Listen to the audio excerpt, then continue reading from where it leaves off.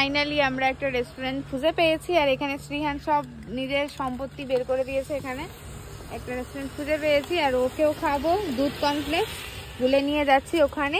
সবেই খুলেছে রেস্টুরেন্টটা, বললাম রিকোয়েস্ট করলাম, ওরা 15 মিনিটে পুরি সবজি বানিয়ে দিচ্ছে, তো আমরাও খাওয়া হয়ে যাবে, আমাদেরও খাওয়া হয়ে যাবে ততক্ষণে।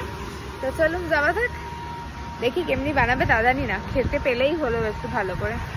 হচ্ছে রেস্টুরেন্টটা যেটা আমরা খুঁজে পেলাম, চলুন যাওয়া যাক। এই যে শ্রীহানে দুধ কমপ্লেক্স নিয়ে নিয়েছি, স্পুন নিয়ে নিয়েছি, ভেতরে গিয়ে খাওয়াবো শ্রীহানকেও।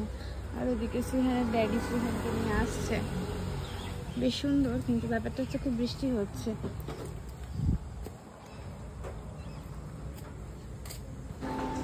শ্রীহানকে এভাবে খাওয়াতে খাওয়ানোর প্রসেস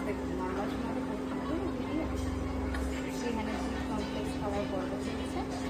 আমরা খাবো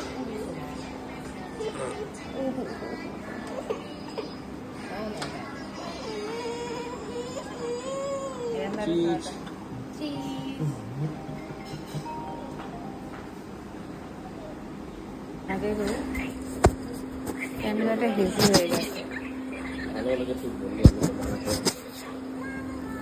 আমাদেরও পুরি সবজি এসেছে, এত বড় বড় সাইজের পুরিগুলো দেখুন, 3টে পুরি খেতে পারবো না এতগুলো। নিয়ে নিয়েছিলাম আমি নিয়ে নিয়েছিলাম, অলরেডি খেতে স্টার্ট করে দিয়েছি। ডিম পোচা সুরজিৎ নিয়েছে, মানে পুরো ভরপুর ব্রেকফাস্ট হয়ে গেছে আজকে আমাদের। এরপর আসছে চা, আর শ্রীহানের এখন এত দেখা নিয়েছি আমরা চা,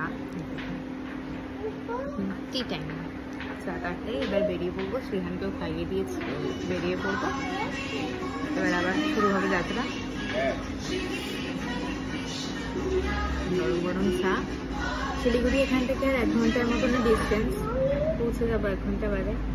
বেশ এখানে খানিকটা টাইম ওয়েস্ট হলো আমাদের, কিন্তু ঠিক আছে, খাওয়াটাও ভালো করে হয়ে গেল, একদম ঠিকঠাক। ওয়াশরুমও সবাই চেপে যেতে পারলো, শ্রীহানকেও খাইয়ে দিলাম, একটু শর্টেড।